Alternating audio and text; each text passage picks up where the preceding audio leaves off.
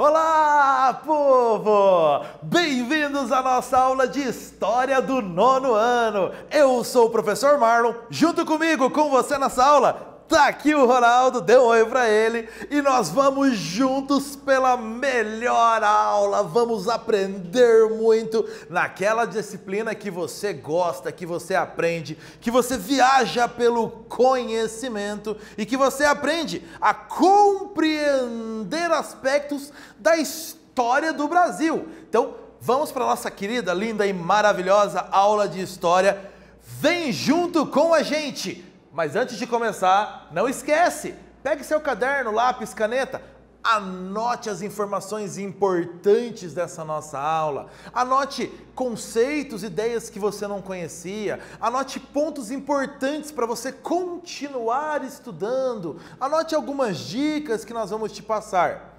Legal? Tenha seu caderno, lápis, caneta como companheiros de estudo. Anote as informações e o conhecimento vai ficar muito mais fácil para você. Legal? Belezinha? Então vamos para a nossa aula, criança! Vamos aprender sobre o período constitucional do governo de Getúlio Vargas. Sim, a Constituição de 1934 e ainda perceber as diferenças entre dois grupos políticos que atuaram neste período no Brasil, a Ação Integralista Brasileira e a Aliança Nacional Libertadora, durante esse curto período constitucional dentro do governo do Getúlio Vargas. E para a gente começar falando sobre Getúlio Vargas e este governo dele, você lembra por que a reação paulista ao governo Vargas foi chamada de Revolução Constitucionalista? Por que ela recebeu esse nome, essa reação de São Paulo? Ainda, quais foram as novidades estabelecidas no Código Eleitoral de 1932? Você lembra sobre isso? O que trouxe de novo esse Código Eleitoral para as condições de voto no Brasil?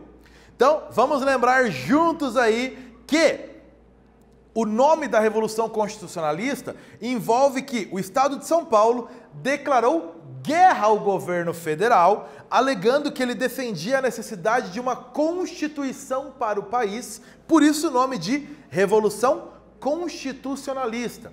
Alguns outros estados à época noticiavam o episódio como Guerra Paulista. E ainda, novidades do Código Eleitoral de 1932, que modificou o voto no Brasil. Instituiu agora o voto secreto, autorização para o voto feminino e ainda a criação de uma justiça eleitoral, as principais novidades do Código Eleitoral de 1932. Lembrou de tudo isso? Quem não lembrava, já anotou isso no caderno? Ok, então vamos dar prosseguimento para a nossa aula de história. Olha essa imagem que está na sua tela. Olhe bem essa imagem. Você percebe aí muitas mulheres reunidas. Você percebe ao fundo centralizado uma bandeira do Brasil e você percebe do lado da bandeira do Brasil uma outra bandeira com um símbolo que aparece também no braço esquerdo de todas essas mulheres, a letra grega sigma. Essas são mulheres do movimento integralista brasileiro. Esse movimento, nós vamos ver ao longo desta aula, mas esse movimento defendia basicamente um Estado forte, com um líder único e um partido único. Então, um governo centralizador.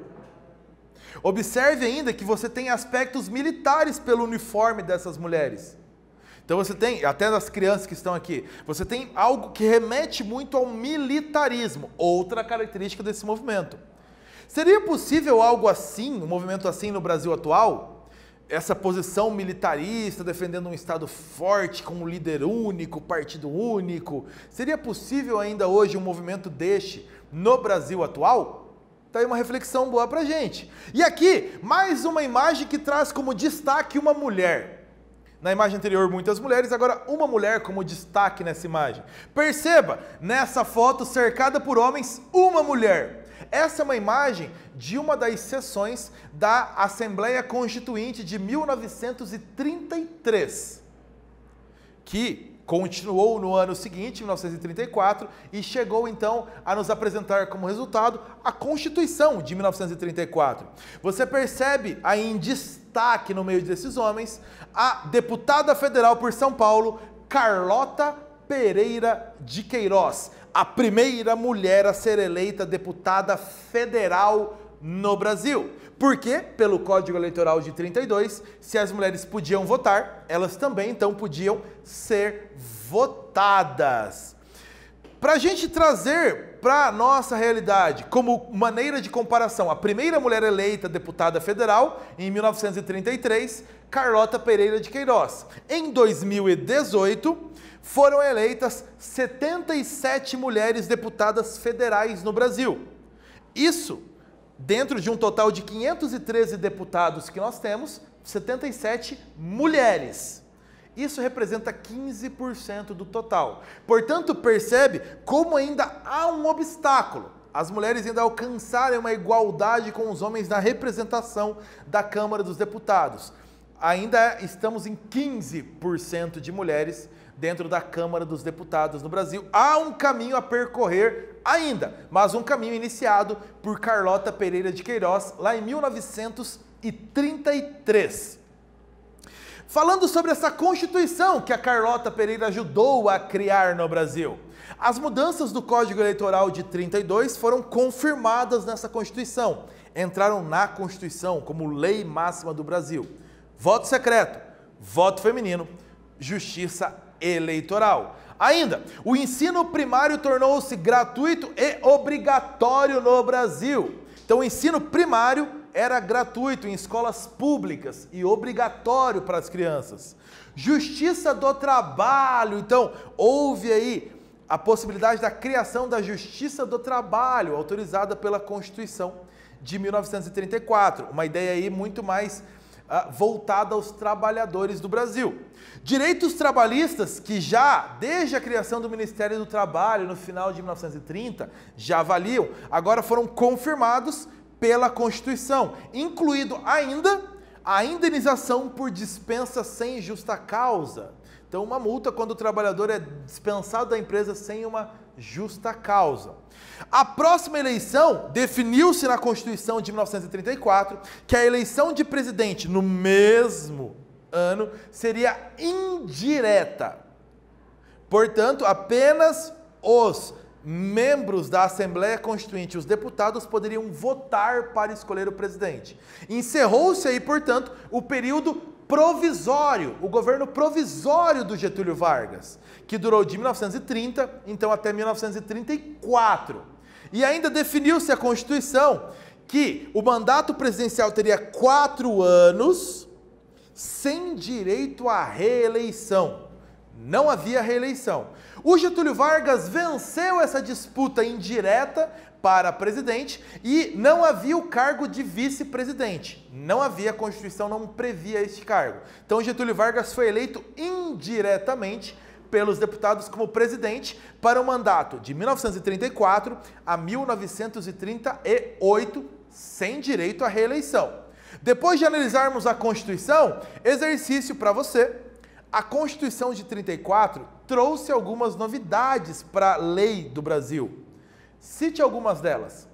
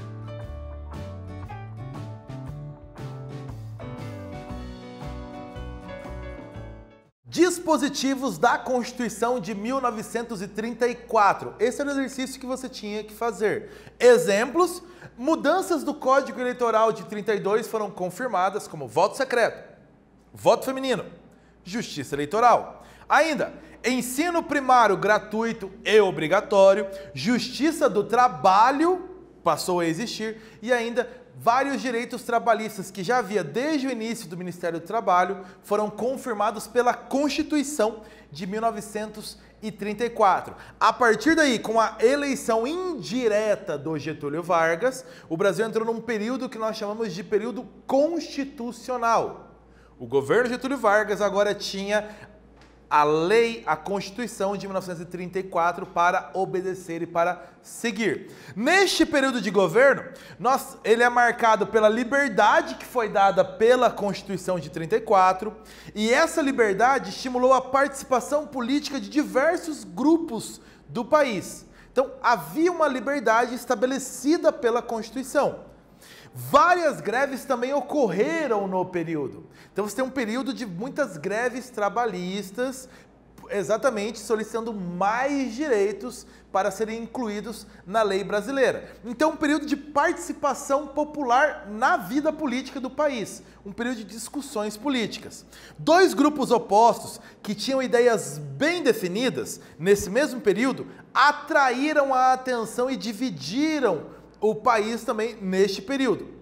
Esses grupos, a Ação Integralista Brasileira, sigla AIB, e a Aliança Nacional Libertadora, sigla ANL. Então você tem esses dois grupos aí que causaram uma mobilização no país, atraindo pessoas para a discussão dos assuntos que eles propunham. Vamos falar um pouquinho sobre eles então? Primeiro deles, a Ação Integralista Brasileira, AIB. Então você pode ver essa sigla ou esse nome, ou como muitas vezes eles são referidos, você vai ver em textos ou em falas se referindo a esse grupo como os integralistas.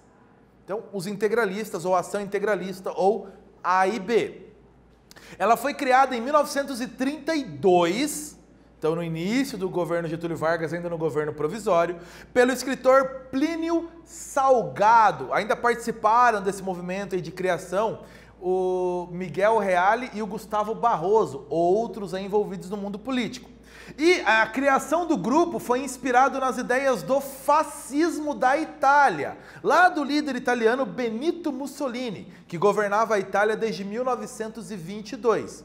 Então, a inspiração é no governo italiano do Benito Mussolini. Lema do grupo dos integralistas: Deus, pátria e família como valores máximos a se honrar. Deus, pátria e família. E ainda, havia uma saudação característica quando membros do grupo se encontravam esticando o braço direito à frente e se cumprimentando com o grito de Anauê, que em Tupi-Guarani quer dizer: você é meu irmão, ou seja, eu te reconheço como alguém do meu grupo. Você tem do lado esquerdo da sua tela uma foto dos integralistas aí uniformizados, juntos, e mais à frente aqui ainda você tem um cartaz integralista com a expressão Anauê, e este símbolo que você vai ver frequentemente relacionado aos integralistas, que é a letra grega sigma, que é uma referência à soma. Então essa ideia de somar pessoas todos juntos para formar um único grupo, coeso e integral, um único grupo. Então a letra sigma como símbolo deste grupo. Você vai perceber que no braço esquerdo deles tem essa letra sigma aí também em destaque, símbolo do integralismo no Brasil. O governo autoritário era o que eles defendiam. Então as defesas de um governo autoritário que fosse feito por um chefe e um partido político. Esse chefe de governo deveria ter todo o poder autoritário e um único grupo, um único partido político poderia existir. Portanto, sem opiniões diferentes, apenas seguir o que aquele partido determina. Predomínio dos interesses da nação, do país, sobre os do indivíduo. Então, o interesse do país é muito maior do que o interesse de cada indivíduo. Combate ao comunismo como marca também. Um comunismo que estava crescendo, vindo a partir das práticas políticas da União Soviética. Então, combate a esse comunismo. Ainda nacionalismo extremo, valorizar o nacional, o que é próprio do país.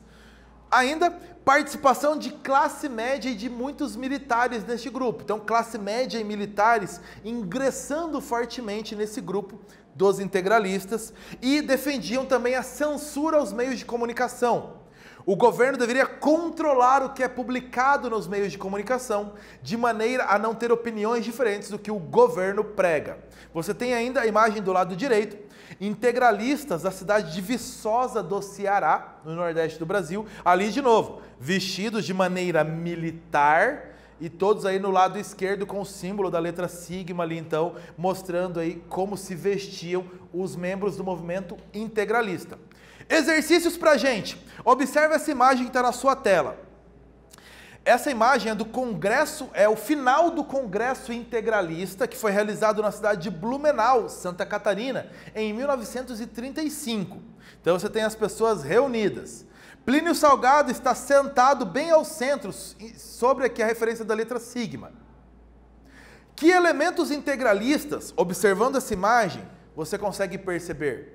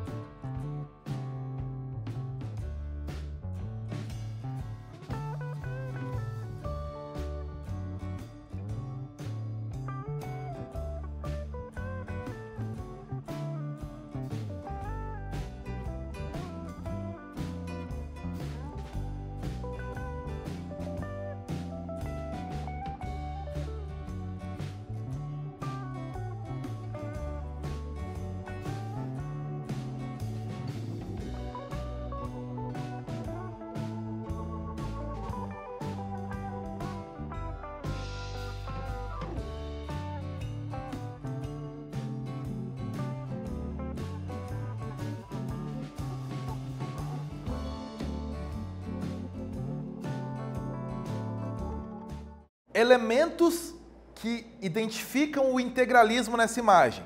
A letra sigma, grande aqui como símbolo dessa soma, então um símbolo do integralismo no Brasil. Você percebe então uniformes militares, a questão do militarismo, apesar da imagem estar em preto e branco, esses uniformes verdes, característica do integralismo.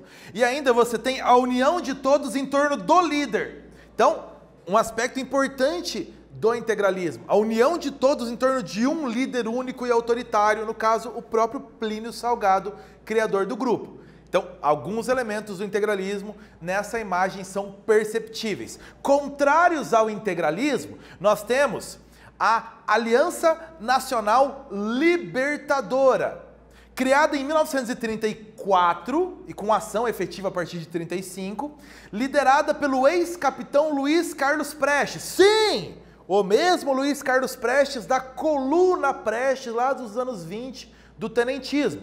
O mesmo.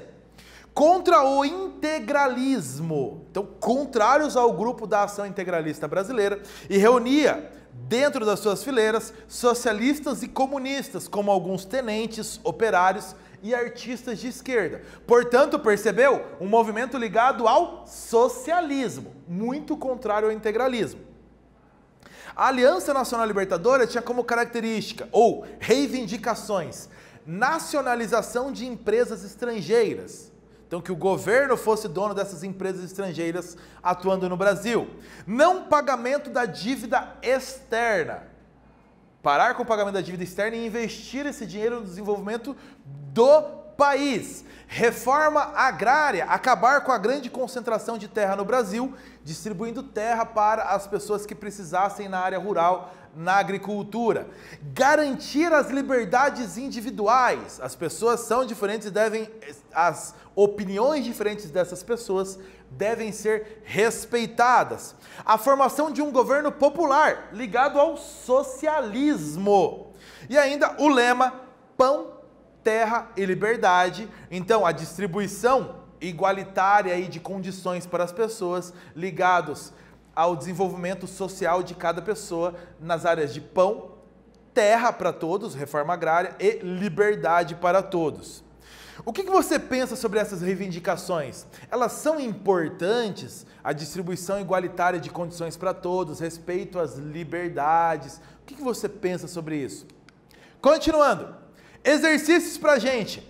Totalmente divergentes entre si, e você percebeu isso nessa nossa comparação. A Ação Integralista Brasileira e a Aliança Nacional Libertadora eram bem definidas programaticamente e conseguiram produzir grande mobilização no país nesse período constitucional do governo Getúlio.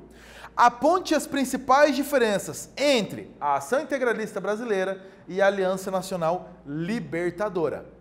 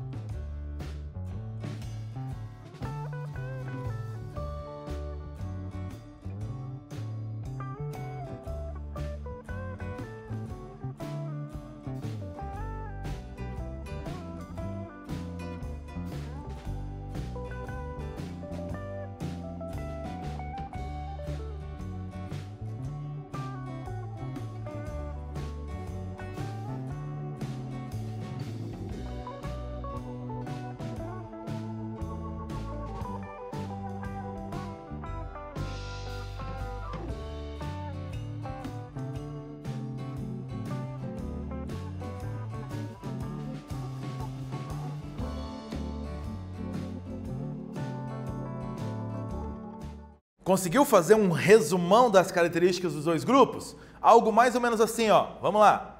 Ação integralista brasileira, inspiração no fascismo italiano, com estrutura militar, nacionalismo extremo, defesa de um único líder e de um partido único e forte, combate ao comunismo e censura. Já a ANL, a Aliança Nacional Libertadora, defendia ações contra o integralismo, abrigava em suas fileiras comunistas e socialistas e defendia, reivindicava reforma agrária, garantia das liberdades individuais e formação de um governo popular ligado ao socialismo. Conseguiu aí apontar essas diferenças, né? Muito bem. O que você aprendeu nessa aula? A Constituição de 1934 encerrou o chamado período do governo provisório de Getúlio Vargas. Dois grupos chamaram a atenção. Ação Integralista Brasileira, A e B, defendia um governo forte, autoritário, nacionalista, inspirado no fascismo da Itália.